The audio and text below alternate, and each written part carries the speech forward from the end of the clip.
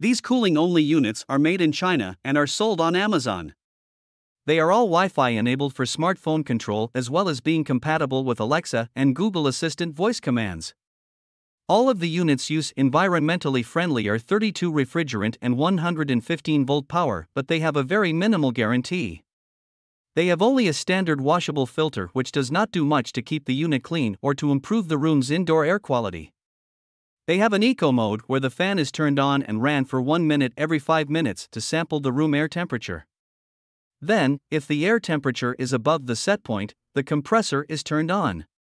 They have a sleep mode to gradually raise the room temperature while you are sleeping for energy savings.